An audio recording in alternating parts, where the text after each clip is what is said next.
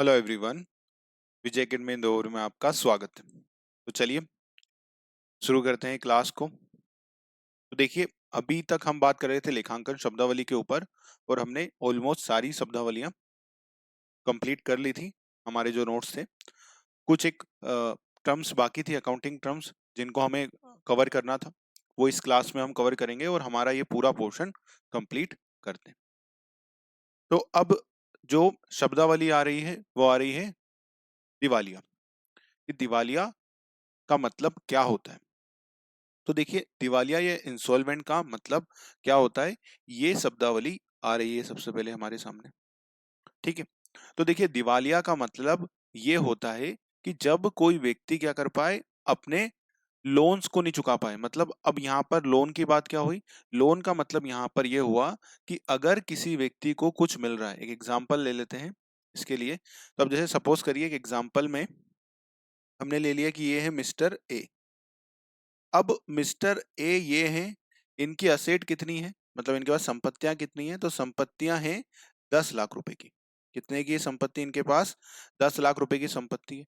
But जो liability है, जो लाइबिलिटी है, वो लाइबिलिटी केवल, लाइबिलिटी कितने की है? लाइबिलिटी है इनके ऊपर 17 लाख की। कितने की लाइबिलिटी है?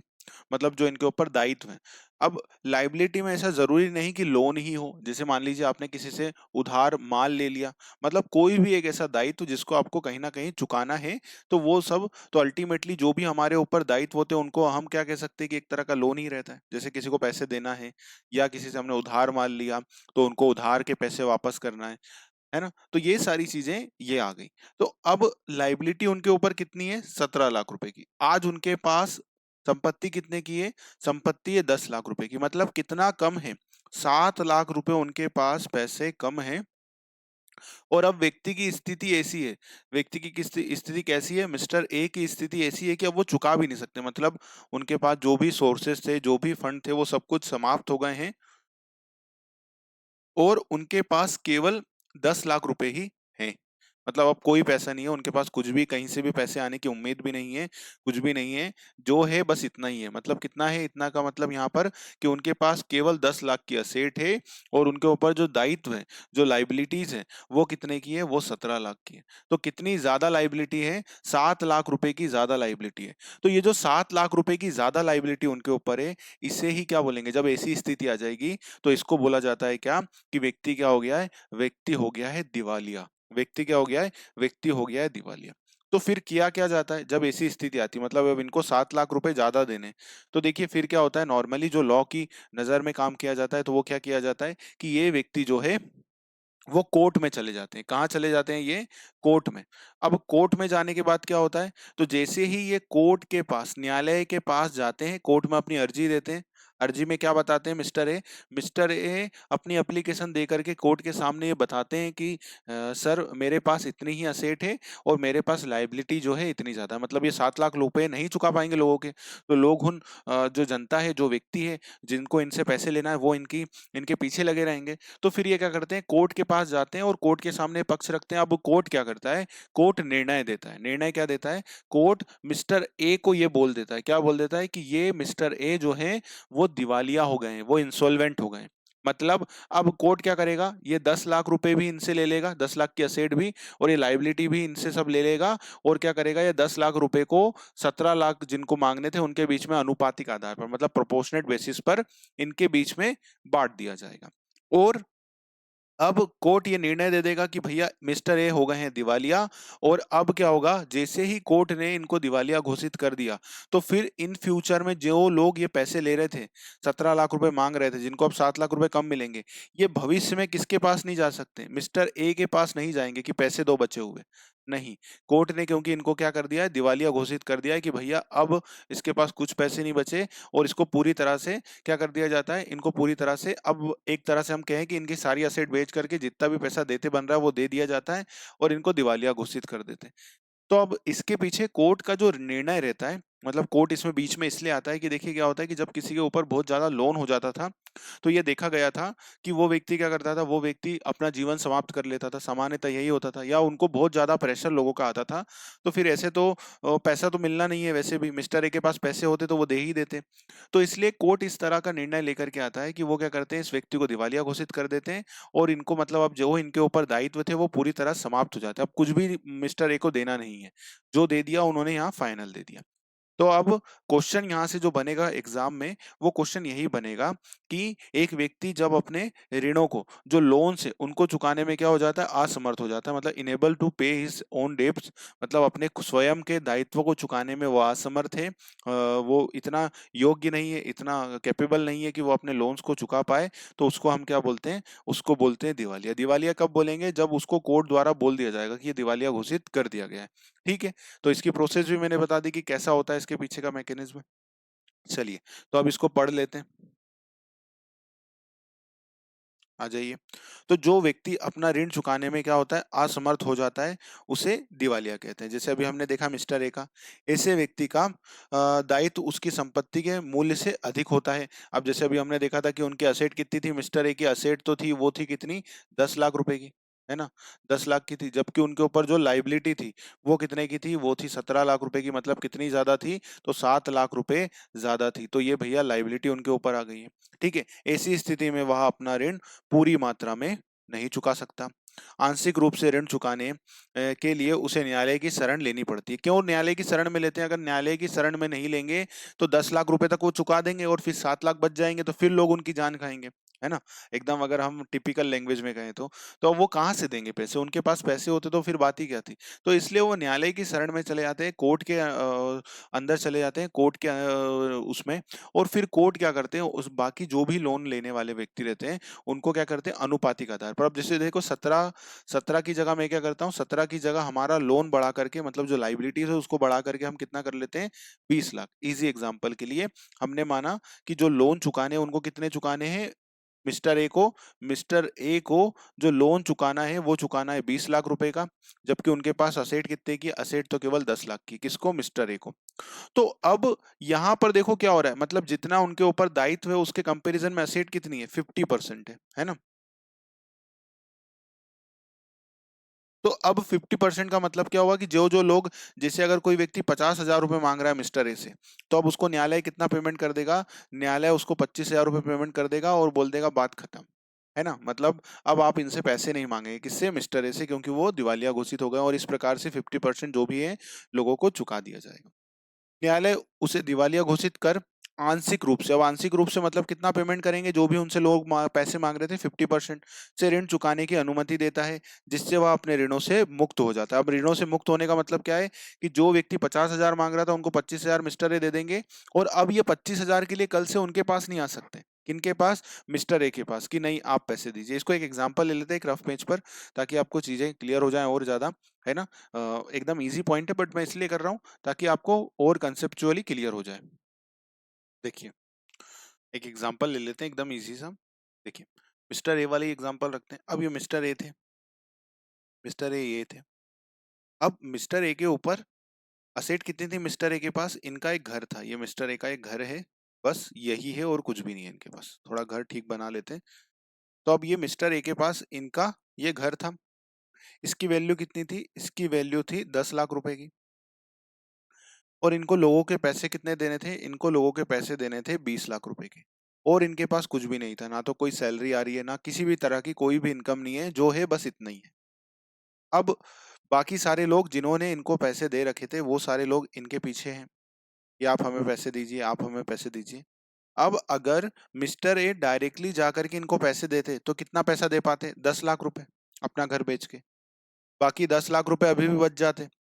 तो अब इनके पास तो पैसे ही नहीं है, तो फिर पर ये लोग तो मांगते रहते हैं ना इनसे पैसे कि आप दीजिए 10 लाख रुपए हमारे। तो 50%, आधा ही पैसा दिया है आपने, है ना, तो आधे पैसे और दीजिए।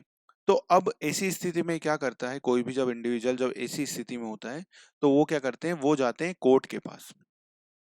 ठीक है।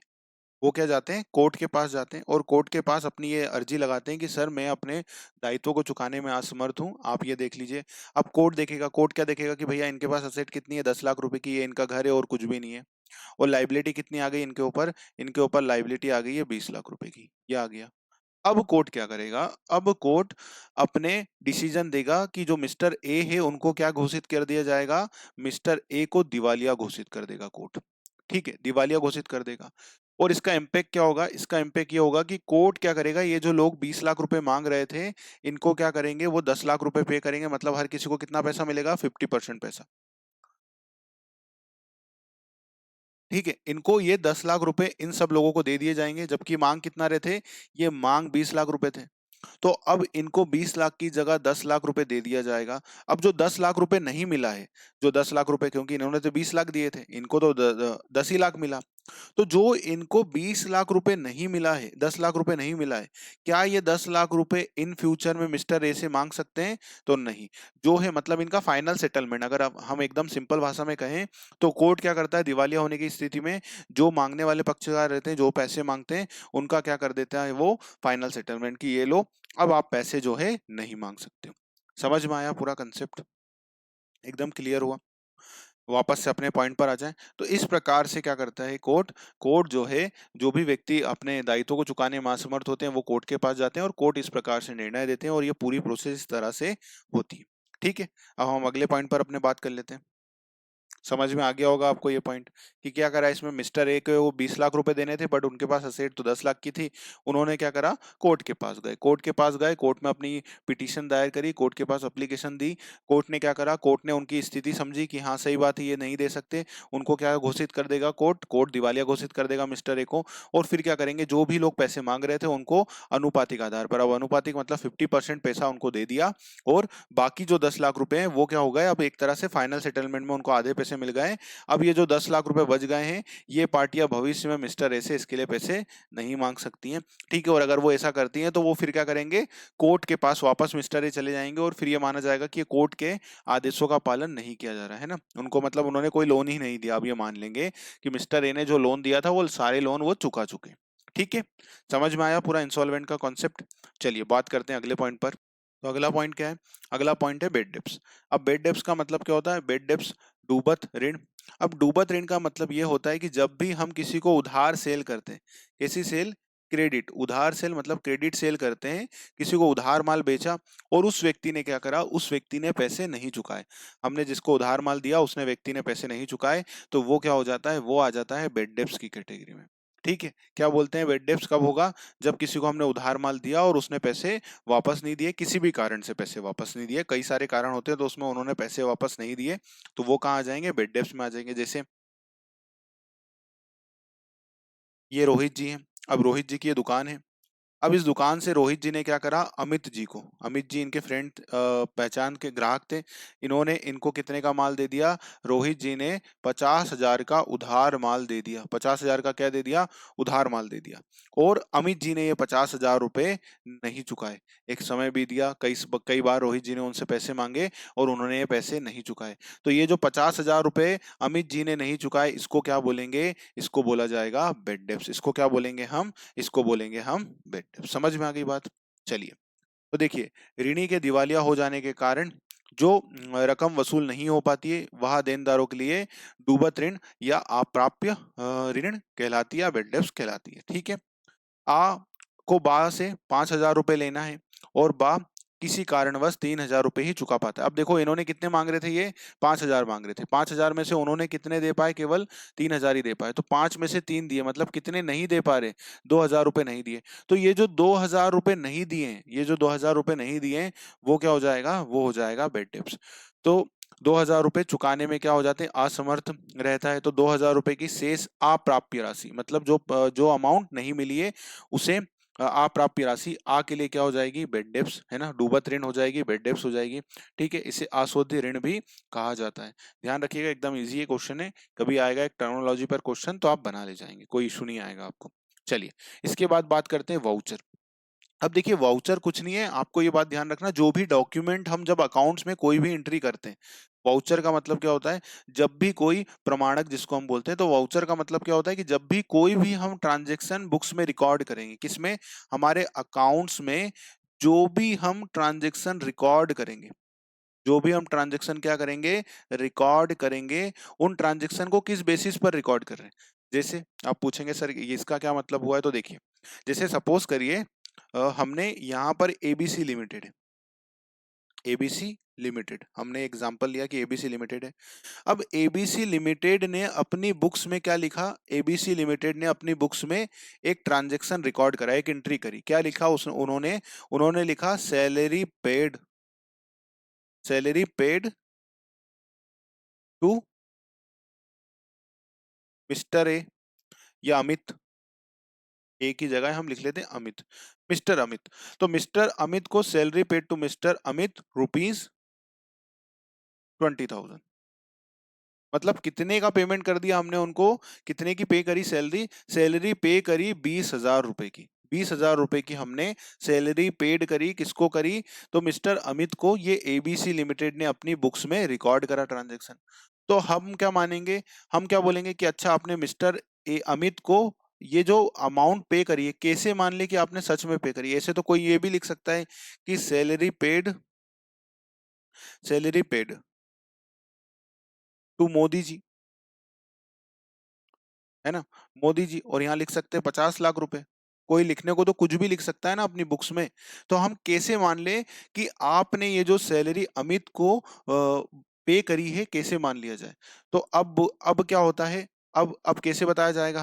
हम बोलेंगे कि देखिए हमारे बैंक में, हमारे बैंक अकाउंट में, हमारे बैंक स्टेटमेंट में, बैंक के स्टेटमेंट में, हमने बैंक स्टेटमेंट में आपको ये एंट्री दिख जाएगी।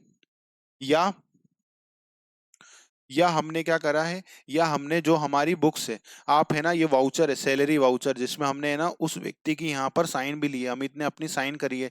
ये वाउचर है सैलरी का, जो वाउचर जिसमें अमित की साइन है, ये वाउचर आप देख सकते हैं।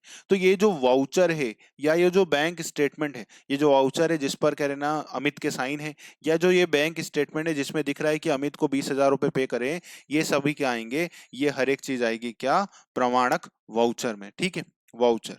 बिना किसी वाउचर के हम कोई भी ट्रांजैक्शन अपनी बुक्स में रिकॉर्ड नहीं कर सकते। मतलब आपके पास कुछ प्रूफ होना चाहिए। जैसे अगर आप बोले कि मैंने 10,000 का माल खरीदा, आप क्या लिखेंगे, आप लिखेंगे कि मैंने 10,000 रुपए का माल खरीदा है। तो 10,000 रुपए का माल खरीदा है आपने, तो आपके पास क्या होना चाहिए, परचेस बिल होना चाहिए। ठीक है, परचेज बिल होना ही चाहिए, तभी आप क्या करेंगे, या परचेस इनवाइस बोल सकते हैं, बिल बोल सकते हैं। ये होगा तभी आप क्या करें, बुक्स में रिकॉर्ड करें। कोई भी ट्रांजैक्शन जब बुक्स में रिकॉर्ड होगा तो उसके साथ क्या रखा होना चाहिए, उसके साथ क्या होना चाहिए, वाउचर जरूर होना चाहिए। बिना वाउचर के हम क्या कोई ट्रांजैक्शन रिकॉर्ड कर सकते हैं, नहीं। हर एक चीज का वाउचर जरूर होता है। जैसे आप भी अगर अकाउंट्स में देखे होंगे तो सबसे पहले क्या होता है, वाउचर आता है और फिर उसको हम रिकॉर्ड कर लेते हैं। ठीक है, तो कभी भी हम जब भी कोई ट्रांजैक्शन रिकॉर्ड करेंगे तो उसके लिए हमारे पास सबसे पहले क्या होना चाहिए, वाउचर होना चाहिए। तभी हम उस ट्रांजैक्शन को रिकॉर्ड कर सकते हैं। तभी, क्योंकि देखिए क्या होता है, जब अकाउंट्स बना लेते हैं, फाइनल अकाउंट बनाते हैं, बाद में क्या होता है, उसका ऑडिट होता है। तो अब ऑडिट जब होगा, जब उसका अंकेक्षण किया जाएगा, ऑडिट किया जाएगा, तो उस समय जो ऑडिटर होता है, ऑडिटर कौन बनते हैं, तो ऑडिटर जो होते हैं सीए, चार्टेड अकाउंटेंट बनते हैं। सीए कैसे बनते हैं, तो सीए आपको आईसीएआई की एग्जाम पास करके बनना पड़ता है। ठीक है, आईसीआई कौन सी बॉडी है, तो the institute of chartered accountant of India. ये क्या करते हैं, जो इनका सबसे बड़ा काम है, जिसके कारण कई बार एग्जाम में क्वेश्चन पूछा गया है इस पर, कि अकाउंटिंग स्टैंडर्ड भी कौन जारी करते हैं, तो अकाउंटिंग स्टैंडर्ड भी आईसीआई जारी करती है। और सीए जो भी व्यक्ति बनता है उसको आईसीआई की एग्जाम पास करनी पड़ती है, तब वो सीए बनते हैं। तो जो सीए होता है वो क्या करेगा, कंपनी का ऑडिट करेगा, या ऑर्गेनाइजेशन का ऑडिट करेंगे। तो अब वो पूछेंगे कि आपने 10,000 की परचेज करा ना माल, बताइए कैसे परचेज करा। तो फिर हमको उनको परचेज बिल बताना पड़ेगा। ठीक है, तो ये सारी चीजें, इसीलिए जब भी कोई ट्रांजेक्शन रिकॉर्ड होगा तो उसके लिए क्या होना चाहिए, हमारे पास वाउचर होना चाहिए, पेपर होना चाहिए, तभी हम उसको बुक्स में रिकॉर्ड करेंगे। ठीक है, चलिए इसको पढ़ लेते हैं अब। तो देखिए, लेन देन को प्रमाणित करने वाले लिखित प्रपत्र को क्या कहते हैं, प्रपत्रों को प्रमाणक कहते हैं। बीजक, है ना, रकम भुगतान की रसीद, जैसे अभी हमने सैलरी दी तो सैलरी का वो हम ले लेते हैं ना, सैलरी वाउचर जिस पर साइन रहता है, वो हुआ। जैसे परचेस इनवाइस, तो परचेस इनवाइस ये बीजक आ गया। बैंक व्यवहारों की पर्चियां, जैसे अभी हमने अगर बैंक स्टेटमेंट के थ्रू कोई पेमेंट करा तो हम बैंक स्टेटमेंट लगा सकते हैं, आदि प्रमाणक कहलाते हैं। लेन देनों की प्रविष्टि करते समय पुस्तकों में इनका हवाला दिया जाता है। हवाला दिया जाता है मतलब जब भी हम कोई ट्रांजेक्शन बुक्स में रिकॉर्ड करते हैं तो उसके साथ हमारे पास क्या होना चाहिए, वाउचर होना चाहिए। तभी हम उसको रिकॉर्ड करेंगे। ऐसा नहीं कि हमारे पास वाउचर नहीं और हमने कुछ भी लिख दिया, ऐसा पॉसिबल नहीं है। जब भी अगर आपको कुछ लिखना है तो आपको तभी आप वो लिखेंगे जब आपके पास क्या होगा, जब आपके पास प्रॉपरली वाउचर होगा। ठीक है। इसके बाद आता है अकाउंट्स। अब देखिए अकाउंट्स कुछ भी नहीं है, अकाउंट जो हम बनाते हैं कि अकाउंट्स हैं, है ना, कई तरह के अकाउंट्स होते हैं। तो ये अकाउंट्स वही है, मतलब अकाउंट्स क्यों बनाते हैं अब हम, खाता या अकाउंट्स। तो अब खाता इसलिए बनाया जाता है कि कोई भी एक तरह का व्यवहार या एक नेचर का व्यवहार एक ही जगह पर लिखाया जा सके, एक ही जगह पर लिख सकें। तो इसलिए क्या बना दिया जाता है, उनका अकाउंट्स बना दिया जाता है। अब जैसे नॉर्मली देखो क्या होता है, नॉर्मली हम जो भी ट्रांजेक्शन रिकॉर्ड करते हैं उसकी जनरल एंट्री करते जाएं, तो वो जनरल एंट्री करते जा रहे हैं, करते जा रहे हैं, ये एक और पेज आ गया, फिर जनरल एंट्री करते जा रहे हैं। अगर हम जनरल एंट्री रखते हैं और कोई भी अकाउंट नहीं बनाए, और फिर एक और तीसरा पेज ले लेंगे, जनरल एंट्री करते जा रहे हैं, इसमें सब एंट्री हो रही है, कोई सेल की हो रही है, कोई परचेस की हो रही है, कोई रेंट पेड की हो रही है, कोई इनकम की हो रही है, कोई एक्सपेंसेस की हो रही है, ऐसे ही चलते जा रहा है। तो अब अगर हमको ये पता करना है, पूरे साल भर हमने बस जनरल एंट्री करी, कुछ भी नहीं करा, तो अब साल भर के बाद अगर हमको ये जानना हो कि हमारी सेल कितनी हुई है, कितना हमने सामान बेचा है, इसीलिए देखोगे आप, इसका सबसे अच्छा एग्जांपल क्यों बुक्स बनाना जरूरी है। जैसे अगर आप देखोगे, किससे देखोगे इसको, सबसे अच्छे हमारे काम के रहते हैं अकाउंट्स को समझने के लिए, वो रहते हैं छोटे व्यापारी, जो छोटे दुकानदार होते हैं। छोटे दुकानदार कोई एंट्री करते हैं, मतलब जो दुकान आपके किराना व्यापारी का दुकान है, या जो पास में छोटे मोटे दुकानदार होते हैं, क्या वो अपनी जनरल एंट्री करते हैं, डुअल एंट्री सिस्टम फॉलो करते हैं? जैसे आप पान की दुकान पे गए और आपने बोला सर एक पान दे दो, है ना, तो उन्होंने आपको एक पान दिया और 10 रुपए लिए, तो उसकी एंट्री करी, sales account debit, cash account debit to sales account. क्या उन्होंने ऐसी एंट्री करी और 10 रुपए लिखे फिर हमारे उसमें कि कैश 10 रुपए आई, मैंने सेल करा एक पान? या आप अपने पास के किराने वाले दुकान के पास गए और 5 रुपए का उन्होंने पार्ले जी दिया, तो क्या उसकी एंट्री करी? नहीं, कोई एंट्री नहीं करते हैं। तो इसलिए अगर आप उनसे पूछेंगे कि आप बता दीजिए आज दिन भर में कितने की सेल हुई, तो वो क्या बोलेंगे, मेरे हिसाब से 1000, 1500, 2000 की सेल हो गई है। कोई बड़ी दुकानदार होगा तो बोलेगा 5-10 हजार की सेल हो गई है। वो ऐसा फिगर बताएंगे। क्यों ऐसा फिगर बताएंगे कि 5 या 15-20 हजार की सेल हुई है, 5-10 हजार की सेल हुई है, 2-5 हजार की सेल हुई है, ऐसा क्यों बोल रहे हैं, वो ऐसा फिगर क्यों दे रहे हैं? क्यों? क्योंकि उन्होंने कोई ट्रांजेक्शन रिकॉर्ड करा है क्या? नहीं, उन्होंने कोई भी एंट्री नहीं करी है, इसलिए उनको अनुमान लगाना पड़ रहा है। बट जब हम क्या करते हैं, जब हम खाते बना लेते हैं, और अब अगर मान लो हम अकाउंट्स भी रिकॉर्ड कर रहे हैं और केवल जनरल एंट्री करते जा रहे हैं, तो दिक्कत क्या आएगी? दिक्कत ये आएगी कि अगर हमको वर्ष में कभी भी ये जानना होगा कि हमारी सेल कितनी हुई है, तो फिर हमको करना क्या रहेगा? हर एक जनरल एंट्री को ओपन करेंगे, उसमें पढ़ेंगे, हर एक जनरल एंट्री को ओपन करेंगे, देखेंगे कितना कितना एक्सपेंसेस हुआ है और फिर उसका टोटल लगाएंगे, तो ये कितना डिफिकल्ट काम हो जाएगा। तो इसलिए सुविधाओं की दृष्टि से हमने क्या करा, हर एक ट्रांजेक्शन को एक अकाउंट बना लिया। अब अकाउंट बनाने का फायदा क्या हुआ कि जो भी सेल से रिलेटेड फिगर थे वो उस अकाउंट में आ गए। जो भी मान लीजिए रेंट पेड का अकाउंट बना लिया, तो अब जो भी रेंट पेड करे हमने वो उसके अकाउंट में मिल गए। अब इसका टोटल लग जाएगा 10 लाख रुपए, तो अब हमको पता लग जाएगा कि साल भर में हमने कितना कराए, 10 लाख रुपए का रेंट पेड कराए। ऐसे ही हम सेल्स अकाउंट का अकाउंट खोलेंगे और हम दिख जाएगा कि 50 लाख रुपए साल भर में कितने की सेल हुई है, 50 लाख की सेल हुई है। ऐसे ही हम क्या करेंगे, परचेस का अकाउंट देख लेंगे। क्या करेंगे, परचेस का अकाउंट देख लेंगे, परचेस का अकाउंट खुला रहेगा, उसमें हम टोटल करेंगे, तो यहाँ पर टोटल आ जाएगा। जैसे सपोज करिए 20 लाख रुपए, तो हमने पूरे साल भर में कितने का माल खरीदा, 20 लाख रुपए का। तो अकाउंट को बनाने का केवल कारण जो था उसके पीछे, वो सबसे बड़ा कारण क्या था? सबसे बड़ा कारण ये था कि हम ये जान पाए कि इस एक एक स्पेसिफिक टर्म में या एक स्पेसिफिक चीज में कितना हमने कोई सेल करा है या परचेस करा उस अवधि में। अगर हमको व्यवहारों को जांचना हो तो उनको क्या करा हमने, सुविधा की दृष्टि से हर एक तरह के नेचरों को अलग अलग अकाउंट्स में बांट दिया। कि सेल का अकाउंट एक बना दिया, उसमें सारे सेल के फिगर लिख दिए। परचेस का एक अकाउंट बना दिया, उसमें सारे परचेस के फिगर लिख दिए। इसी प्रकार से रेंट का, खर्चों का अपना अपना एक एक लेजर बना दिया और उसमें लिख दिए। ताकि अगर हमें ये जानना हो कि कितने व्यवहार पूरी इस अवधि में हुए, जैसे एक साल में हमको जानना है कि कितना हमने सेल करा, कितना परचेस करा, कितना रेंट पेमेंट करा, कितनी इनकम हुई, ये सारी चीजें अगर हमको समझना हो तो हम क्या करेंगे, सिंपली सिंपली हम उसका अकाउंट खोल लेंगे। जैसे रेंट का हम अपनी बुक्स में अकाउंट देखेंगे और हमको पता लग जाएगा कि कितनी सेल करी। तो इसीलिए अकाउंट बनाने का जो मेन कंसर्न था वो ये था कि हम ये बता पाएं, और फिर बाद में जब हम फाइनल अकाउंट भी बनाएं तो ट्रायल बैलेंस बनाने में सुविधा हो, उसके बाद क्या हो, फाइनल अकाउंट भी आसानी से बन जाए। इसीलिए हमने क्या करा, सारे ट्रांजेक्शन को वर्गीकृत करने में और उनका एक जैसा नेचर, जैसे सेल एक एक अपना नेचर है सेल का, तो बस सेल सेल वाले ट्रांजेक्शन लिख लिए। तो जब हम इस प्रकार से कोई लिखते हैं तो उसको हम क्या बोलते हैं, उसको हम बोलते हैं अकाउंट्स। किसी व्यक्ति, फर्म, वस्तु, संपत्ति, ये देखो असेट है ना व्यक्ति का, जैसे राम का खाता, फर्म का खाता, वस्तु का कि हम क्या खरीद रहे हैं, संपत्ति का, आय व्यय से संबंधित सभी व्यवहारों को छाट कर जो पृथक पृथक सूची बनाई जाती है। अब पृथक पृथक सूची कैसी, जैसे अभी हमने रेंट की ये सूची बना ली, ये सेल की पूरी लिस्ट बना ली, ये परचेज की पूरी लिस्ट बना ली, तो इसे ही क्या कहेंगे, इसे ही खाता, उसे खाता कहते हैं। समझ में आ गई बात? चलिए, प्रत्येक खाता एक तालिका के रूप में दो पक्षों में बटा रहता है। बाएं पक्ष में नाम पक्ष, बाएं पक्ष को क्या बोलते हैं, नाम मतलब डेबिट, और क्या रहना डेबिट, अथवा दाहिने पक्ष को जमा या क्रेडिट कहते हैं। खातों का अंग्रेजी संक्षिप्त रूप क्या होता है, अकाउंट है ना। हम शॉर्ट में क्या लिखते हैं, कभी भी हमको लिखना रहता है तो हम ये लिख देते हैं शॉर्ट में, और फुल में क्या होता है, इसका मतलब अकाउंट्स। समझ में आया बात? अब इसके बाद बात करते हैं किस पर, कटौती पर, डिस्काउंट पर। तो देखो डिस्काउंट क्यों देते हैं, डिस्काउंट कई तरह से दिए जाते हैं। तो डिस्काउंट कब देता है, कोई भी व्यापारी जो है क्या देता है, कोई भी व्यापारी जब क्या देता है, कोई छूट देता है ना, कोई छूट देता है।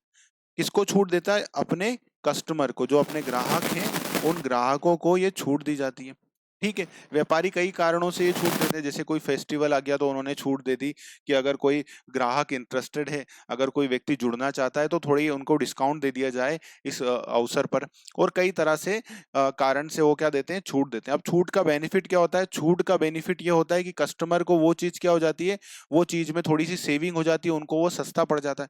जैसे सपोज करिए आपको कोई टीवी आप लेने गए थे, और टीवी कितने की आ रही थी, टीवी ये लेने के टीवी आ रही थी 10,000 रुपए की, बट व्यापारी ने क्या करा, इस पर आपको थोड़ी सी छूट दे दी, थोड़ा सा डिस्काउंट दे दिया।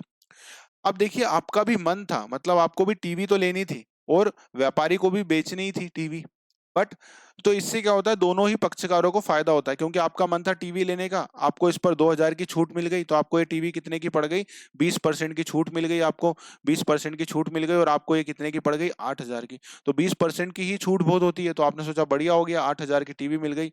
आपने क्या करा, इसे 8,000 में खरीद लिया। आपको बेनिफिट क्या हुआ, आपको जरूरत थी, टीवी लेना ही था, आपने टीवी ले ली। व्यापारी को क्या बेनिफिट हुआ, उनको नए कस्टमर अपने साथ जोड़ने थे, तो उन्होंने वो करा और उनका भी सेल हो गया। तो इस प्रकार से छूट देने से क्या करते हैं, ग्राहक जो अपनी कस्टमर को क्या देते हैं, रियायत या छूट देते हैं। क्यों देते हैं, ताकि नए कस्टमर उनसे जुड़े, उनकी सेल हो जाए, और जो जो कस्टमर है जो जुड़ना चाहते हैं उनके लिए भी क्या हो जाए, थोड़ी सेविंग हो जाए। तो इसको बोलते हैं, दोनों पक्षों के लिए क्या होती है, विन विन सिचुएशन होती है। ठीक है, जो छूट होती है, अब एग्जाम ये क्वेश्चन कि जो छूट होती है, जो डिस्काउंट व्यापारी देता है, ये क्या है, ये छूट क्या है। तो व्यापारी के लिए ये क्या है, व्यापारी के लिए ये व्यय है। क्या है, व्यापारी के लिए ये खर्चा है। व्यापारी के लिए क्या है, ये व्यापारी के लिए ये खर्चा है ना, एक्सपेंसेस है। जबकि यही कस्टमर के लिए क्या है, कस्टमर के लिए ये आय है। क्यों, क्योंकि देखिए पहले 10,000 की जो चीज पड़ रही थी, आज उनको 8,000 की पड़ रही है, 2,000 की उनकी सेविंग हो गई। तो ये जो छूट है वो कस्टमर के लिए आय होती है, जबकि व्यापारी के लिए क्या होता है, व्यापारी के लिए ये व्यय होता है। ठीक है, ये दो नॉर्मली दो प्रकार की होती है, trade discount, cash discount. IMP note कर लीजिएगा, एग्जाम में क्वेश्चन यहाँ से बन सकता है, आपसे एग्जाम में क्वेश्चन पूछा जा सकता है, तो ध्यान रखिएगा, क्वेश्चन पूछा जा सकता है। ट्रेड डिस्काउंट और कैश डिस्काउंट दोनों में से पूछा जा सकता है क्वेश्चन, तो क्वेश्चन आए तो ध्यान रखिएगा, इनको आईएमपी मार्क कर लीजिएगा, एग्जाम में यहाँ से क्वेश्चन बनता है। तो सबसे पहले क्या आता है, सबसे पहले आता है ट्रेड डिस्काउंट, फिर क्या आता है, फिर आता है कैश डिस्काउंट। तो अब ट्रेड डिस्काउंट क्या होता है, तो देखो जब अभी जैसे जो यहाँ पर दिया आपको, यहाँ पर अभी जो व्यापारी ने आपको दिया, क्या दिया, 10,000 रुपए की गुड्स थी, 10,000 रुपए की टीवी थी, और उस पर 20% डिस्काउंट दिया गया। तो ये कब डिस्काउंट दिया, जब आप दुकान पर गए और आपने बोला सर टीवी अच्छी लग रही है, हमें लेना है। तो उन्होंने कहा 10,000 रुपए की, आपने कहा सर कुछ डिस्काउंट, तो उन्होंने कहा अभी ऑफर चल रहा है, आपको 20% इस पर डिस्काउंट मिल जाएगा। तो ये जो सेल पर ही, मतलब जब आप सेल करने गए उसी समय आपको ये डिस्काउंट दिया गया। तो ये जो सेल करती समय जो आपको डिस्काउंट उसी समय पर दिया गया जब आप उनकी दुकान पर गए, तो इस डिस्काउंट को क्या बोलते हैं, इस डिस्काउंट को बोलते हैं व्यापारिक डिस्काउंट, ट्रेड डिस्काउंट। क्या बोलते हैं इसको, इसको ही बोलते हैं व्यापारिक बट्टा या ट्रेड डिस्काउंट। समझ में आ गई, कब दिया जाता है, कब दे रहे हैं ये हमको, जब हम कस्टमर कहाँ गया था, कस्टमर कस्टमर दुकान पे ही थे उनकी, और उसी समय ये डिस्काउंट दिया गया, तो इसको बोलते हैं ट्रेड डिस्काउंट। ठीक है, समझ में आ गई बात? चलिए, दूसरा, अब देखिए अब कितने की सेल हुई, एक्चुअल में आपको कितने की सेल करी, व्यापारी ने माल कितने का बेचा, माल उन्होंने बेचा है 8,000 का ही, है ना। उनके ईमानदारी से कोई 10,000 का तो बेचा नहीं, उन्होंने बेचा ही कितने का, 8,000 का। तो जो ट्रेड डिस्काउंट होता है, जो ट्रेड डिस्काउंट होता है उसकी अकाउंटिंग नहीं होती है ना, क्यों, क्योंकि वो ऑलरेडी इनवॉइस में से माइनस करके नेट अमाउंट से ही सेल रिकॉर्ड होती है ना। सेल रिकॉर्ड ही कितने से होती है, 8,000 से ही रिकॉर्ड होती है। तो जब भी कोई ट्रेड डिस्काउंट दिया जाता है उसकी बुक्स में एंट्री नहीं होती है ना, वो डायरेक्टली दे दिया जाता है, इनवॉइस से ही कम हो जाता है और नेट अमाउंट से ही हम क्या करते हैं, अपनी एंट्री करते हैं। मतलब सेल ही हम कितने की मानते हैं, सेल ही हम मानते हैं कितने की, 8,000 की। ठीक है, तो ये इस प्रकार से होता है। समझ में आया कंसेप्ट पूरा? चलिए, व्यापारिक डिस्काउंट का पूरा मतलब समझ में आया। तो कब देंगे ये, on the time of sale, जिस समय सेल हो रही होगी, जिस समय सेल व्यापारी सेल कर रहा होगा उसी समय देंगे। इसको एक रफ पेज पर ले लेते हैं, चीजों को समझने के लिए 1 मिनट का एक और एग्जांपल ले लेंगे, चीजें और आसान हो जाएंगी। तो एक रफ पेज ले लेते हैं, उस पर ले लेते हैं इसको। देखिए, ट्रेड डिस्काउंट, है ना, ट्रेड डिस्काउंट। अब ट्रेड डिस्काउंट का एक एग्जांपल ले लेते हैं। ये क्या था, ये हम ले लेते हैं सोनी कंपनी। ठीक है, सोनी कंपनी का ये शोरूम था। अब इस सोनी कंपनी के शोरूम पर हम टीवी देखने गए, तो हमें ये टीवी पसंद आई। ठीक है, हमारे कस्टमर को ये टीवी पसंद आ गई। कितने की टीवी है, तो ये टीवी का जो प्राइस बोल रहे हैं वो कितना बोल रहे हैं, 65,000 रुपए। कितना बोल रहे हैं, 65,000 रुपीज की ये टीवी मिल जाएगी। ये है हम। ठीक है, अब ये कस्टमर है, चलिए हम अपना नाम ना लेते हुए कस्टमर ले लेते हैं। कस्टमर का नाम क्या है, मिस्टर विवेक। ठीक है, तो अब विवेक कस्टमर कहाँ गए, कंपनी के पास गए, सोनी कंपनी के पास, कि ये टीवी बढ़िया है आप दे दीजिए। उन्होंने कहा सर ले सकते हैं आप, ये 65,000 की टीवी है। उन्होंने कहा आप सही बता दीजिए, कोई डिस्काउंट हो तो बता दीजिए। तो फिर उन्होंने कहा, कस्टमर लेने में एग्री कर रहे हैं, तो उन्होंने कहा सर अभी आपको इस पर डिस्काउंट मिल जाएगा। कितने का डिस्काउंट मिल जाएगा, तो अभी आपको सर इस पर 15,000 का डिस्काउंट मिल जाएगा। आपको कितने का डिस्काउंट मिल जाएगा, 15,000 रुपए का इसको डिस्काउंट मिल जाएगा। और आपको ये टीवी कितने में पड़ जाएगी, आपको ये टीवी केवल 50,000 में पड़ जाएगी। ठीक है, 50,000 में आपको ये टीवी पड़ जाएगी। तो अब जो विवेक है, विवेक कितना पेमेंट करेंगे कंपनी को, सोनी कंपनी के जो यहाँ पर शोरूम है उसमें जो यहाँ पर बेचने वाले होंगे उनको कितना, सेल रिप्रेजेंटेटिव को कितने पैसे देंगे, 50,000 रुपए। और ये क्या करेंगे, ये विवेक जी को क्या डिलीवरी दे देंगे, ये टीवी की डिलीवरी विवेक जी को दे देंगे, कि ये लीजिए सर टीवी की डिलीवरी। ठीक है, ये टीवी इनको दे दी।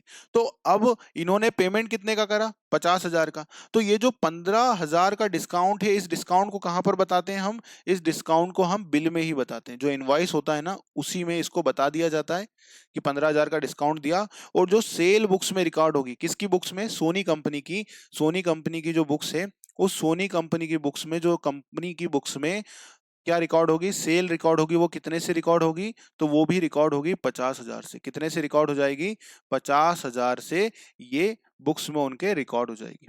ध्यान रखिएगा, कितने से रिकॉर्ड होगी, 50,000 से। 50,000 से सोनी कंपनी की बुक्स में ये रिकॉर्ड हो जाएगी। ठीक है, 50,000 से ये रिकॉर्ड हो जाएगी। तो ये जो बुक्स है, बुक्स में ये जो डिस्काउंट दिया गया है, डिस्काउंट को कहाँ बताते हैं हम, ये डिस्काउंट को हम बताते हैं उस इनवॉइस में। क्या इसकी एंट्री बुक्स में होती है, तो इसकी एंट्री बुक्स में नहीं होती है ना। इसकी एंट्री बुक्स में होती है क्या, तो इसकी एंट्री बुक्स में नहीं होती है। केवल कहाँ बताया जाता है इसको, इनवॉइस में।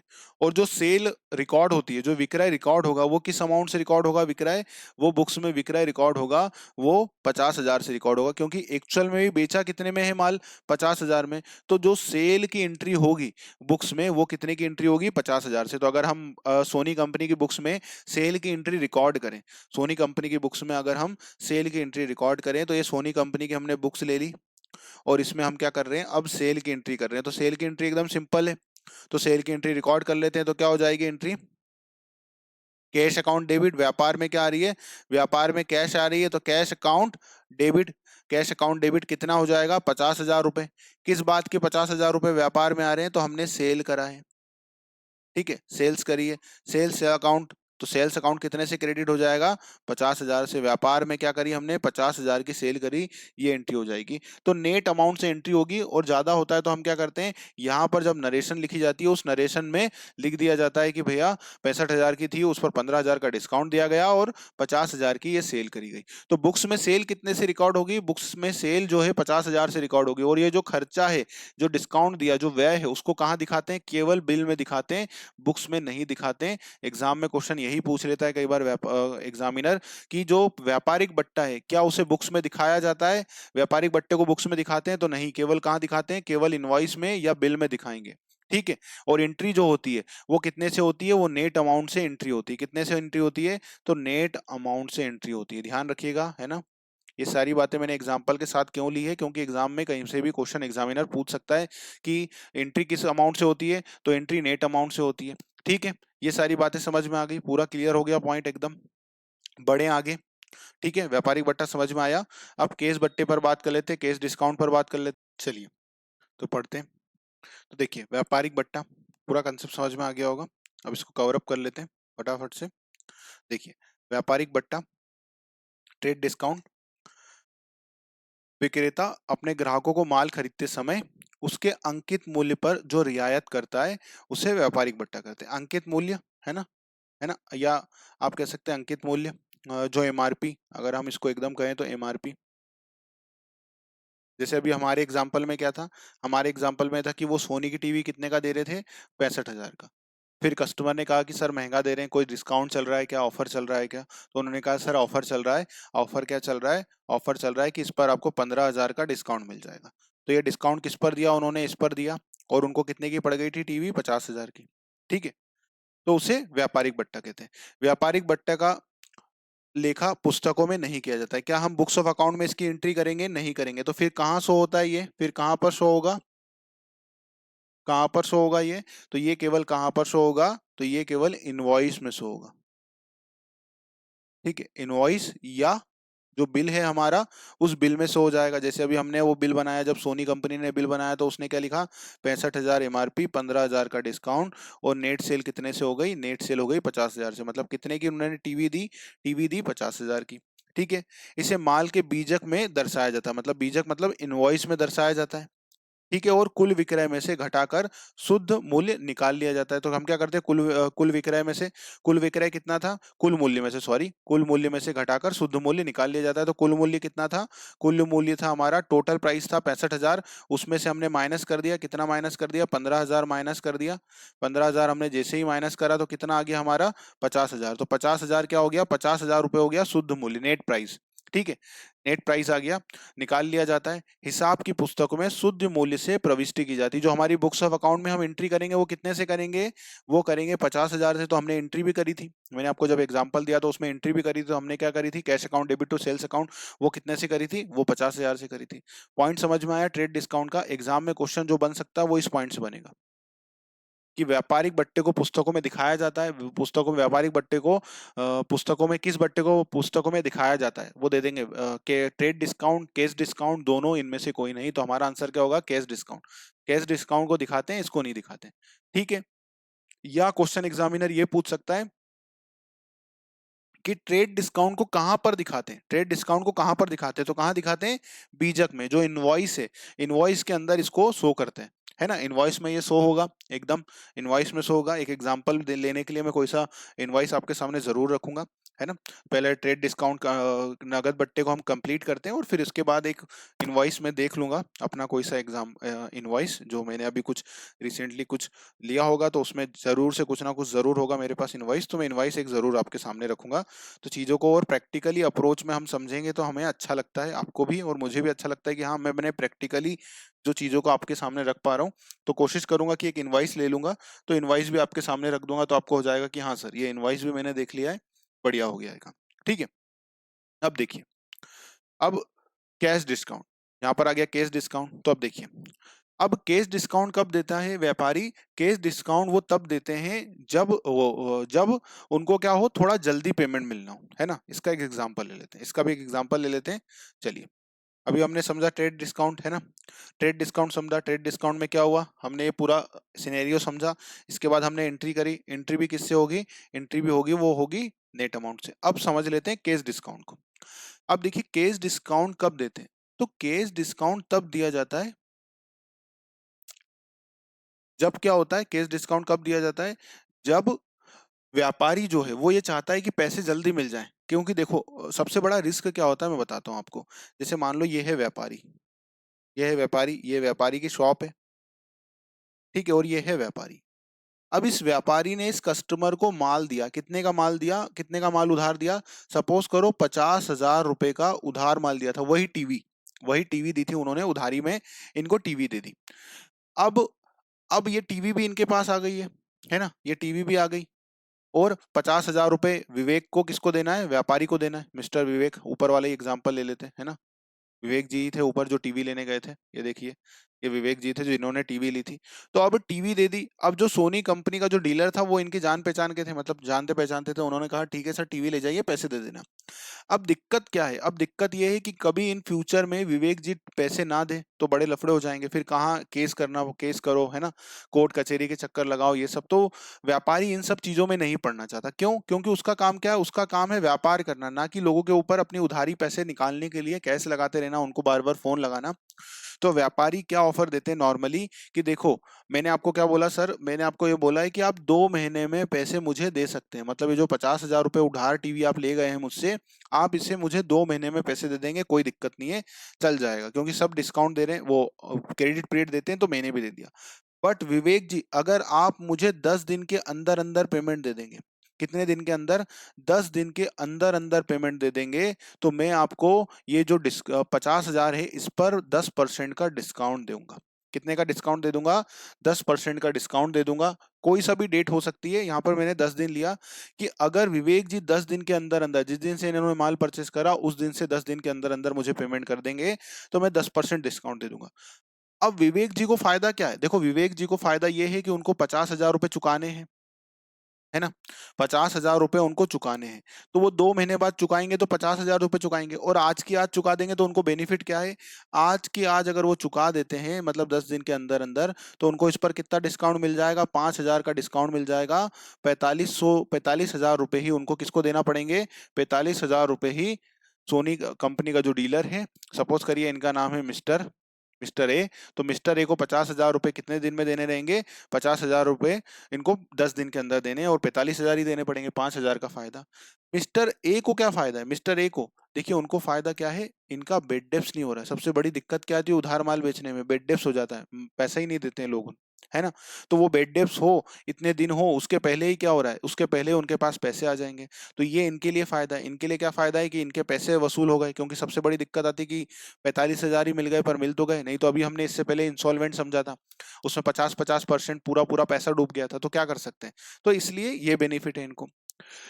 जो कस्टमर है उसको क्या बेनिफिट है, उसको जल्दी पेमेंट करने के लिए प्रतिफल मिल रहा है, डिस्काउंट मिल रहा है, उनके लिए फायदा है। तो ये जो 5,000 रुपए का डिस्काउंट है, ये डिस्काउंट कैसा डिस्काउंट है, जब इस प्रकार का डिस्काउंट जो कस्टमर को किस लिए दिया जाता है, उनको ये इसलिए दिया जाता है कि आप थोड़ा जल्दी पेमेंट करें, आप क्या करें, थोड़ा जल्दी पेमेंट करें। और जो कस्टमर जल्दी पेमेंट करता है तो उनको प्रतिफल स्वरूप बोल सकते हैं, या कंसिडरेशन में क्या मिलता है, उनको कुछ डिस्काउंट दिया जाता है। तो इस प्रकार के डिस्काउंट को क्या बोलते हैं, कैश डिस्काउंट। ठीक है, एकदम फंडामेंटल बात भी मैंने कह दी, एग्जाम्पल से भी आपको समझा दिया। तो अब ये जो 5,000 का डिस्काउंट है, ये 5,000 का डिस्काउंट क्या है इनके लिए, सोनी कंपनी के लिए ये है व्यय, इनके लिए ये क्या है, व्यय, खर्चा है। जबकि ये 5,000 रुपए विवेक जी के लिए क्या है, विवेक जी के लिए आए हैं, क्यों, 50,000 की जगह अब कितने देने पड़ रहे हैं, 45 देने पड़ रहे हैं। ठीक है। तो अब अभी देखो, अभी एंट्री क्या हुई थी, इसके पहले वाली एंट्री हमने कैश में करी थी, तो अब इसको मान लो उधार करते। अगर विवेक जी को हमने ऊपर तो कैश में बेच दिया था माल, पर सपोज करिए कैश में ना बेचते हुए हम विवेक जी को उधार माल बेचते, तो हमने टीवी, सोनी कंपनी की टीवी कैसे बेची थी विवेक जी को, सोनी कंपनी की टीवी हम सोचिए कि उधार बेची थी। तो अब जो 65,000 की टीवी थी वो कितने पे डिस्काउंट दिया था, 65,000 की टीवी पर 15,000 का डिस्काउंट दिया था, है ना, ये इनवॉइस में बता दिया। और 50,000 से हमने सेल करी थी, किसने, मिस्टर ए ने विवेक जी को, है ना, ऊपर वाला एग्जाम्पल ही मैं ले रहा हूं, तो इसको रख लेते हैं। ये करा। अब इसकी एंट्री क्या हुई होगी, उधार माल बेचा, सोचिए 50,000 का उधार माल बेचा, तो एंट्री क्या बनती, एंट्री बनती यहाँ पर क्या आ जाता, यहाँ पर आ जाता मिस्टर विवेक या विवेक, है ना,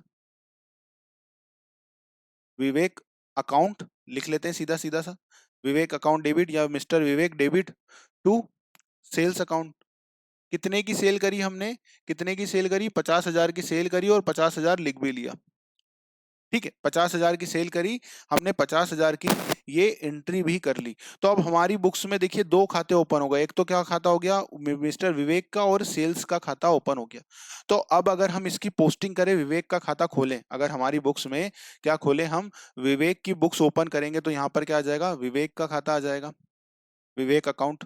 और मतलब डेटर से विवेक क्या है, हमारा डेटर से, तो डेटर्स की बुक में हम क्या लिखेंगे, डेबिट अकाउंट है तो यहाँ लिखेंगे टू, क्या लिखेंगे, सेल्स, है ना, टू सेल्स। कितने की सेल्स करी इनको, 50,000 रुपए की सेल करी। ये विवेक से अभी हमारी बुक्स में कितना लेना दिख रहा है हमको, 50,000 रुपए, 50,000 रुपए का उधार माल बेचा। बट विवेक जी अगर 10 दिन में पेमेंट कर देते हैं तो उनको कितना डिस्काउंट मिल जाएगा, 5,000 का डिस्काउंट मिल जाएगा, 45,000 रुपए ही उनसे मिलेंगे। तो उन्होंने 10 दिन में, विवेक ने क्या करा, मिस्टर विवेक ने 10 दिन के अंदर अंदर पेमेंट भी कर दिया कि ये लो सर, पेमेंट ले लो, 10 दिन के अंदर दे भी गए वो।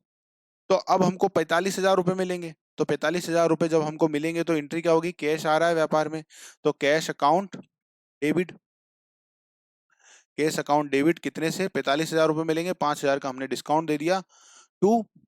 अब देखो क्या होगा यहाँ पर, कैश अकाउंट डेबिट, जबकि विवेक से हमको लेना कितना है, विवेक से हमको लेना कितना है, अब देखो यहाँ पर विवेक से हमको लेना कितना है, विवेक से हमको लेना थे, विवेक अकाउंट से लेना कितने थे, 50,000, लेना कितने हैं उनसे, 50,000। तो 5,000 रुपए जो कम मिले, वो क्यों कम मिले, क्योंकि हमने उनको क्या दे दिया है, उनको हमने दे दिया है केस डिस्काउंट। ठीक है, क्या दे दिया, केस डिस्काउंट। तो केस डिस्काउंट या डिस्काउंट अकाउंट डेबिट करके यहाँ पर क्या आ जाएगा, 5,000 रुपए। ठीक है, डेबिट क्या हो गया, डेबिट हो गया केस डिस्काउंट या डिस्काउंट अकाउंट, और क्रेडिट क्या हो गया, इनका विवेक का खाता 50,000 से। तो अब देखो विवेक की बुक्स में क्या दिखेगा, अब विवेक की बुक्स में यहाँ पर क्या आएगा, यहाँ पर आएगा, क्या आ जाएगा, यहाँ पर सबसे पहले आ जाएगा कैश। ठीक है, कैश अकाउंट कितने से आ जाएगा, 45,000 से। ठीक है, और क्या आ जाएगा, और क्या आ जाएगा बताइए फटाफट से, और क्या आ जाएगा, और आ जाएगा यहाँ पर डिस्काउंट, कितने से डिस्काउंट आ जाएगा, 5,000 से डिस्काउंट आ जाएगा, मैं रफली बता रहा हूँ। तो अब देखिए ये क्या हो गया, विवेक का खाता हो गया क्लोज, 50,000 डेबिट, 50,000 क्रेडिट। समझ में आ गई बात। अब इनका खाता क्या हो गया, देखो इनका खाता हो गया, विवेक का खाता हो गया क्लोज, जबकि हमको मिलना कितने थे इससे, मिलना थे इनसे 50,000 रुपए, मिल कितने रहे, मिल रहे हैं 45,000 रुपए, 5,000 रुपए क्या दिया, डिस्काउंट दिया, ये डिस्काउंट क्या हो जाएगा, अब डिस्काउंट हमारी बुक्स में आ गया, बाद में कहाँ चले जाएगा, प्रॉफिट एंड लॉस अकाउंट में। ये कहाँ ट्रांसफर होगा, वर्ष के अंत में प्रॉफिट एंड लॉस अकाउंट में। तो ये क्या है, खर्चा है। तो देखो खर्चे की बुक्स में एंट्री हुई कि नहीं हुई, ये डिस्काउंट जो दिया, केस डिस्काउंट की, इसकी एंट्री हुई कि नहीं हुई, बिल्कुल एंट्री हुई है, देखो एंट्री दिख रही है। तो केस डिस्काउंट की एंट्री बुक्स में होती है, ध्यान रखिएगा, इसलिए केस डिस्काउंट की एंट्री क्या होती है, बुक्स में होती है, क्योंकि देखो यहाँ पर एंट्री भी हो रही है, उसका पोस्टिंग भी करी हमने। तो केस डिस्काउंट की एंट्री क्या होती है, बुक्स में की जाती है, ध्यान रखिएगा, एग्जाम में क्वेश्चन पूछ सकते हैं। समझ में आया पूरा कंसेप्ट, एकदम क्लियर हुआ पॉइंट, समझ में आ गया, मैंने आपको पोस्टिंग करके भी बता दिया रफली, तो चीजें आसान हो गई। चलिए अब बात कर लेते हैं फटाफट से और इनको कंप्लीट, तो इनको कंप्लीट कर लेते हैं। चलिए बात कर लेते हैं अब इस पर, केस डिस्काउंट। ठीक है, तो केस डिस्काउंट क्या बोल रहे हैं, निर्धारित अवधि में नगद राशि या चेक द्वारा मूल्य का भुगतान करने पर ऋण, ऋणी को, मतलब ऋणी कौन है, अब यहाँ पर हमारे इसमें ऋणी कौन था जिससे हमको पैसे मिल रहे थे, तो ऋणी थे विवेक। ठीक है, विवेक, विवेक से कितना लेना थे हमको, 50,000 रुपए, तो 50,000 रुपए। तो जो रियायत दी जाती, रियायत कितनी दी हमने उनको, 5,000 रुपए की रियायत दी, 10%, है ना, रियायत दी, उसे क्या बोलते हैं, उसे बोलते हैं नगद बट्टा, कैश डिस्काउंट बोलते हैं। ठीक है, ऐसे भुगतान के समय ग्राहक को संपूर्ण राशि चुकाने के स्थान पर कुछ रकम चुकाने की क्या है, कुछ कम रकम चुकाने की रियायत दी जाती है। अब संपूर्ण रकम कितनी थी उनकी, 50,000 रुपए, हम कितना मांग रहे थे कि 50,000 रुपए देना, 50,000 के स्थान पर अब हम क्या बोल रहे थे कि 45,000 ही देना, मतलब कुछ कम रकम, कितनी कम रकम मांग ली थी हमने, 5,000 की। तो ये 5,000 रुपए जो हमने छोड़े हैं, ये क्या है, केस डिस्काउंट है, कि आप थोड़ा जल्दी पेमेंट कर रहे हैं तो आपको ये भुगतान दिया जाता है। अब एग्जाम में कई बार क्वेश्चन इस पॉइंट पर ही पूछ लेते हैं, वो सीधा सीधा, कि क्या बोल देते हैं, शीघ्र पेमेंट करने के लिए या ग्राहकों को शीघ्र पेमेंट करने के लिए दी जाने वाली, दिया जाने वाला बट्टा या डिस्काउंट क्या होता है। या ग्राहकों को जल्दी पेमेंट के करते समय करने के लिए प्रोत्साहित करने के लिए दिया जाने वाला क्या होता है, क्या दिया जाता है उनको ग्राहक को जल्दी पेमेंट करने के लिए? तो हमारा आंसर क्या हो जाएगा? Cash discount. ध्यान रखिएगा, यहाँ से भी क्वेश्चन आ जाता है कि इस रियायत का मुख्य उद्देश्य शीघ्रातिशीघ्र भुगतान करने की और ग्राहकों को आकर्षित करने है। मतलब क्या है कि जल्दी से आओ और पेमेंट कर दो, इसकी तरफ आकर्षित करने के लिए किया जाता है। और इसका लेखा पुस्तकों में किया जाता है क्या? इसका लेखा किया जाता है क्या? इसका लेखा पुस्तकों में किया जाता है, मतलब बुक्स में इसकी एंट्री भी की जाती है। और ये बात भी हमने समझ ली। समझ में आ गया पॉइंट? कंसेप्ट समझ में आया पूरा? ध्यान रखना कि एग्जाम में क्वेश्चन पूछते हैं, आईएमपी पॉइंट है ये वाला। केस और ट्रेड डिस्काउंट दोनों से एग्जाम में क्वेश्चन पूछने के पूरे चांसेस हैं, है ना? तो ध्यान रखिएगा, अच्छे से पढ़िएगा। एग्जाम में क्वेश्चन कभी भी मन एग्जामिनर को अगर सामने दिखा ये वाला पॉइंट, तो हो सकता है कि वो क्वेश्चन पूछ ले, है ना? चलिए, तो व्यापारिक बट्टा, कैश डिस्काउंट। व्यापारिक बट्टा क्यों दिया जाता है? विक्रय बढ़ाने के लिए, कि जो कस्टमर इंटरेस्टेड है उनको थोड़े पैसे कम ले लिए जाए और उनको भी मतलब इसमें क्या होता है, व्यापारिक बट्टे का ईमानदारी से कहा जाए तो क्या रहता है जिसके पीछे का लॉजिक, की विन विन सिचुएशन है। मतलब व्यापारी को अपने को अपने माल देना है, तो कस्टमर भी वो खरीदना चाहता है, तो जब डिस्काउंट थोड़ा मिल जाता है तो वो बाय कर लेता है। व्यापारिक बट्टा माल की बिक्री बढ़ाने के लिए उद्देश्य से दिया जाता है। क्या है? माल की बिक्री मतलब सेल बढ़ाने के लिए दिया जाता है। जबकि इसका उद्देश्य क्या है? इसका उद्देश्य शीघ्र भुगतान पाना, कि 10 दिन के अंदर पेमेंट करेंगे तो आपको डिस्काउंट मिलेगा, नहीं तो नहीं मिलेगा। कोई सी भी डे हो सकते हैं, 10 दिन, 20 दिन, 1 महीने के अंदर, इस तरह से हो सकता है। ठीक है। दूसरा क्या आता है? समय। यह क्रय विक्रय के समय व्यापारिक नियमों के अनुसार दिया जाता है। कैसे दिया जाता है क्रय विक्रय के समय? व्यापारिक नियमों के अनुसार। मतलब जो व्यापारिक नियम है, जैसे मान लीजिए 20% का डिस्काउंट है। सॉरी। सो ये कब दिया जाता है? व्यापारिक, यह क्रय विक्रय के समय व्यापारिक नियमों के अनुसार। जैसे अगर 20% है तो हर किसी को 20% मिलेगा। मतलब अगर व्यापारिक बट्टा कैसा है, आप गए मैं गया, दोनों को 20-20% मिलेगा, इसमें कोई भेदभाव नहीं होगा, है ना? जो भी उस समय रूल चलते रहेंगे वो हो जाएगा। पर ट्रेड डिस्काउंट कब देंगे? अगर किसी ने उस समय अवधि में पेमेंट करा, जैसे 10 दिन का उन्होंने बोला, तो जो जो 10 दिन के अंदर अंदर पेमेंट करेगा उसी उसी को बस केस डिस्काउंट मिलेगा, बाकियों को नहीं मिलेगा। जबकि ट्रेड डिस्काउंट क्या है? आप हो मैं हो, जो भी रूल है उसमें सबको मिल जाएगा। बट यहाँ पर क्या है? यहाँ पर लिमिट है कि आपको पेमेंट जल्दी करना पड़ेगा, तभी केस डिस्काउंट मिलेगा। ठीक है। आधार किस पर दिया जाता है? मतलब जो इसका बेसिस होता है, किस बेसिस पर दिया जाता है? तो इसको अंकित मूल्य या एमआरपी जिसको आप बोल सकते हैं ना, तो उस पर इसको दिया जाता है। जबकि इसको किस पे दिया जाता है? जो रकम आप भुगतान कर रहे हैं। अगर 10, जैसे उन्होंने बोला कि आप जल्दी पेमेंट करेंगे, आपको 10% डिस्काउंट मिलेगा। जल्दी पेमेंट करने पर आपको 10% डिस्काउंट मिलेगा, 10 दिन के अंदर आप पेमेंट करेंगे। तो आप कितना मांग रहे थे? हम विवेक जी से 50,000 रुपए मांग रहे थे, कि 50,000 रुपए है आपका टोटल पेमेंट, अगर आप 10 दिन के अंदर पेमेंट कर देंगे तो आपको 5,000 का डिस्काउंट मिल जाएगा। अब विवेक जी ने 30,000 रुपए का ही डिस्काउंट करने का बोला, तो 30,000 का 10% कितना होता है? 30,000 का 10% होता है 3,000 रुपए। तो उनको कितने बोलेंगे हम पेमेंट कर दो? हम बोलेंगे आप 27,000 रुपए पेमेंट कर दो। मतलब जितनी अमाउंट आप पे करोगे समय अवधि के अंदर अंदर या जल्दी, उसमें आपको उतना डिस्काउंट मिलता जाएगा। अगर आप 50,000 करेंगे तो 50,000 पर 10%, 30,000 करेंगे तो 30,000 का 10%, 20,000 करेंगे तो 20,000 का 10%। मतलब कहने का मतलब क्या है? जो अमाउंट का भुगतान करेगा उस पर होगा। ठीक है। पुस्तकों में लेखा, तो क्या इनकी अकाउंटिंग की जाती है ट्रेड डिस्काउंट की? तो ट्रेड डिस्काउंट की कोई अकाउंटिंग बुक्स में नहीं की जाती, केवल इनवॉइस में बताते हैं। और इसका बुक्स में रिकॉर्डिंग की जाती है। हमने रफली मैंने आपको इसका अकाउंट बना करके भी समझा दिया था। बीजकों में लेखा। अब बीजक मतलब इनवॉइस में किसकी एंट्री होती है? तो देखो, इनवॉइस में ट्रेड डिस्काउंट को बताया जाता है, केस डिस्काउंट को इनवॉइस में नहीं बताया जाता है। ये पॉसिबल भी नहीं है। क्यों? क्योंकि सेल होने के बाद ये तो बाद में दिया जाता है, तो ये पॉसिबल भी नहीं है ना? ये वाला तो पॉसिबल भी नहीं है, दिखाया भी नहीं जाता और पॉसिबल भी नहीं है। क्यों? क्योंकि नॉर्मली क्या होता है, नॉर्मली ये बाद में दिया जाता है ना। और इसको बीजक में नहीं दिखाया जाता है। कहाँ नहीं दिखाया जाता? इनवॉइस में इसको नहीं दिखाया जाता। प्राप्त करता, तो इसमें प्रत्येक क्रेता मतलब हर एक को मिलेगा। जैसा मैंने आपको इससे पहले ही बता दिया था कि हर एक व्यक्ति को मिलेगा। मतलब आप बाय करें, मैं बाय करें, इसमें कोई भेदभाव नहीं होगा। जो भी रूल्स है सबको मिलेगा। बट इसमें केवल किनको मिलेगा? प्रत्येक को नहीं मिलता है। प्रत्येक को नहीं दिया जाता। केवल किनको दिया जाएगा? जो विद इन अ डे में पेमेंट करेंगे, विद इन टाइम पीरियड में पेमेंट करेंगे। विद इन टाइम पीरियड में जो पेमेंट करेंगे, केवल उनको दिया जाएगा। विद इन टाइम पीरियड में पेमेंट करने वालों को। ठीक है। विद इन टाइम पीरियड में जो पेमेंट करेंगे, मतलब अगर 10 दिन का बोला, 10 दिन के अंदर जो पेमेंट करेंगे उन्हीं को दिया जाएगा। ठीक है। एक साथ देना, एक साथ देना मतलब क्या होता है कि व्यापारिक बट्टे के साथ साथ नगद भत्ता भी दिया जा सकता है। जैसे कोई व्यक्ति आया कि 10 दिन के अंदर आपका पेमेंट करो तो 10% डिस्काउंट होता है, वो उसी समय आए, डिस्काउंट भी ले और उसी समय हमको पेमेंट भी कर दे, तो उसको ट्रेड डिस्काउंट भी मिलेगा, क्रेडिट डिस्काउंट भी मिलेगा। बट नगद बट्टे के साथ साथ व्यापारिक बट्टा देना आवश्यक नहीं है। क्यों? क्योंकि ऐसा जरूरी नहीं है, बाद में पेमेंट आ सकता है ना, इसलिए। तो ये बात ध्यान रखिएगा। जो पॉइंट आईएमपी है वो कौन सा वाला पॉइंट आईएमपी है, मैंने आपको ऊपर बता ही दिया। और ये वाला पॉइंट आप ध्यान रख सकते हैं, प्राप्तकर्ता, है ना, प्राप्तकर्ता को ध्यान रख सकते हैं। इस पर एग्जाम में क्वेश्चन पूछा जा सकता है। ये वाले पर तो क्वेश्चन पूछा ही जा सकता है। बीजक वाला जो मैंने आपको ऊपर ही बता दिया कि किसको बीजक में बताते हैं, और पुस्तकों में किसका लिखा होता है ना, पुस्तकों में लिखा मतलब किसकी अकाउंटिंग बुक्स में होगी, किसकी नहीं होगी, ये वाला। मतलब अगर मेरे हिसाब से सबसे आईएमपी पॉइंट अगर इसमें से आपको देखना होगा, खोजना हो, तो एक तो ये वाला पॉइंट है पुस्तकों वाला, एक है बीजक का लेखा वाला, और एक है ये प्राप्तकर्ता। ये ध्यान रखिएगा, इस पर क्वेश्चन एग्जामिनर पूछ सकते हैं। ये वाला भी क्वेश्चन नॉर्मल है कि व्यापारिक बट्टे की जो दर होती है वो क्या होती है, अधिक होती है। नॉर्मली ये बहुत हायर रेट पर दिया जाता है, 20%, 10%, जबकि ये 5 से 10% के बीच में ही दिया जाता है ना। इसकी दर क्या होती है, कम होती है। किसकी अपेक्षा कम होती है, व्यापारिक बट्टे की अपेक्षा। अनिवार्यता,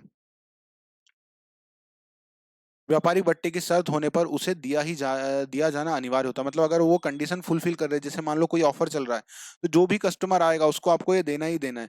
नगद बट्टे की शर्त होने पर ही नगद भत्ता दिया जाता है, उसे देना अनिवार्य नहीं होता। मतलब अगर क्या है, कोई शर्त है तो ही देंगे, नहीं तो नहीं देंगे, इसको देना ही होता है। जो आईएमपी पॉइंट है वो कौन से हैं, ये 3 पॉइंट आईएमपी हैं जिस पर एग्जाम में क्वेश्चन पूरे बनने के चांसेस है। अगर व्यापारिक बट्टे पर क्वेश्चन पूछेंगे तो या तो ये अंतर के आधार में से इन 3 पॉइंट पर पूछ सकते हो, नहीं तो व्यापारिक बट्टे का मैंने आपको बता ही दिया है कब कब दिया जाएगा। ठीक है, क्या कहाँ से क्वेश्चन पूछ सकते हैं वो दे दिया। समझ में आया पूरा कंसेप्ट, पूरा व्यापारिक बट्टा ट्रेड डिस्काउंट आया, आईएमपी पॉइंट है, ध्यान रखिएगा। और इस प्रकार से हमने जो लेखांकन शब्दावली है उस पूरे टॉपिक को अच्छे से कंप्लीट कर लिया है। पढ़ के जाइएगा, एग्जाम में जरूर से क्वेश्चन आपको देखने को यहाँ से मिलेगा ही मिलेगा। चलिए, मिलते हैं अगली क्लास में, तब तक के लिए अपना ध्यान रखिएगा। नमस्कार।